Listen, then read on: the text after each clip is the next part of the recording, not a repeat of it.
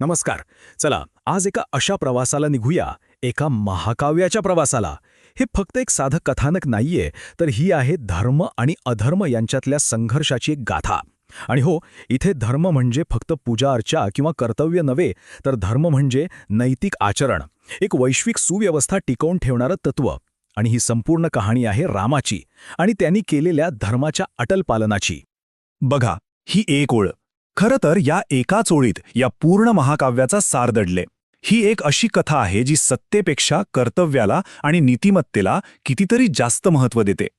प्रभू रामांच्या चारित्र्याचा हाच तो पाया आहे आणि याच पायावर ही संपूर्ण गाथा उभी आहे. चला तर मग या प्रवासाची सुरुवात करूया थेट त्रेतायुगातल्या अयोध्येतून, तिथून जिथे एका आदर्श राजकुमाराची गाथा सुरू होते. रामाचं बालपण तेच त्यांच्या दिव्य स्वभावाची आणि पराक्रमाची साक्ष देतं. गुरु विश्वामित्रांच्या मार्गदर्शनाखाली त्यांनी फक्त शस्त्रविद्या नाही शिकली, तर धर्माचं पालन कसं करायचं हेही शिकले. आणि मग पुढे मिथिलेत ते शिवधनुष्य मोडून त्यांनी सीतेशी विवाह केला. तो केवळ दोन व्यक्तींचा विवाह नव्हता, तर जणू दोन आत्म्यांचा पवित्र मिलाप होता. सगळं कसं छान चाललं होतं.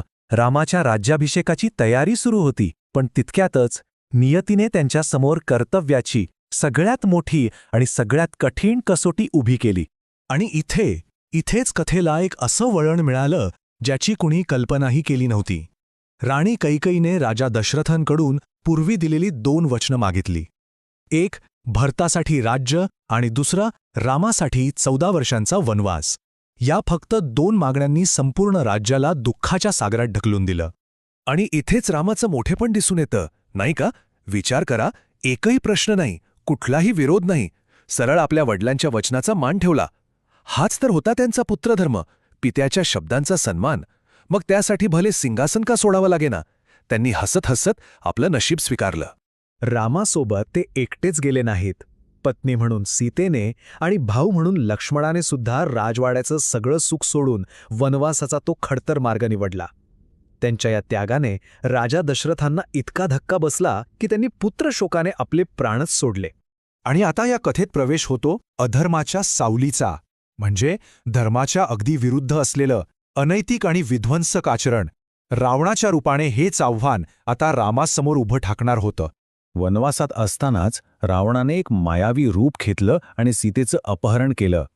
हा या कथेतला एक अत्यंत निर्णायक क्षण होता. आणि बरोबर इथूनच रामाच्या सीतेला परत आणण्याच्या शोधाला सुरुवात झाली. या कथेचा जो खरा संघर्ष आहे ना, तो याच 2 मूल्यांमध्ये आहे.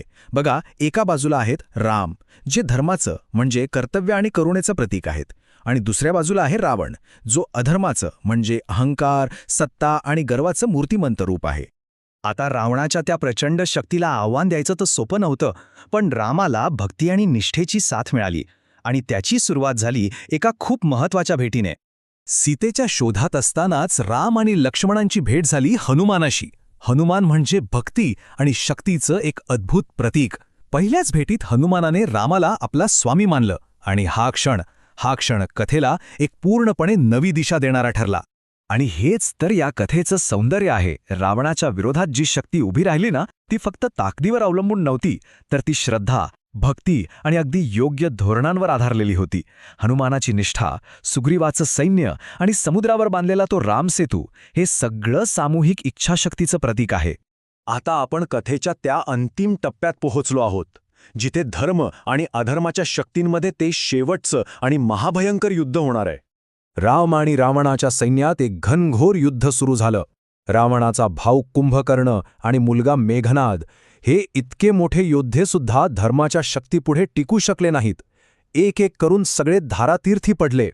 आणि मग शेवटी तो क्षण आला, राम आणि रावणाचा सामना. रावण खूप पराक्रमी होता, यात शंका नाही, पण त्याचा अहंकार, त्याने केलेला तो अधर्म त्याला वाचवू शकला नाही. रामाच्या बाणाने रावणाचा अंत झाला आणि अखेर अधर्मावर धर्माचा विजय झालाच. युद्ध तर संपलं, पण या महाकाव्याचा वारसा, त्याची शिकवण आजही तितकेच जिवंत आणि चिरस्थायी आहे. 14 वर्षांचा वनवास संपवून राम, सीता आणि लक्ष्मण अयोध्येला परतले. पूर्ण अयोध्या दिव्यांनी उजळून निघाली होती. रामाचा राज्याभिषेक झाला आणि रामराज्याची स्थापना झाली. एक असं राज्य जिथे फक्त शांती, न्याय आणि समृद्धी होती. या महाकाव्याची शिकवण खरंच कालातीत आहे, म्हणजे वेळेच्या पलीकडची. वडिलांचं वचन पाळण्यासाठी रामानं केलेला तो त्याग, रावणाचा अहंकारापायी झालेला तो विनाश आणि हनुमान, लक्ष्मण, सीता यांनी दाखवलेलं ते प्रेम, ती निष्ठा, ही सगळी मूल्य हजारो वर्ष झाली तरी आजही तितकीच किंबहुना जास्तच महत्वाची वाटतात. रामायणाने रामराज्य म्हणजे एका आदर्श जगाचा मार्ग तर दाखवला, पण जाता जाता एक प्रश्न नक्कीच मागे उरतो. आजच्या काळात आपल्या सगळ्यांसाठी त्या आदर्श जगाची कल्पना नेमकी काय असेल यावर नक्की विचार व्हायला हवा.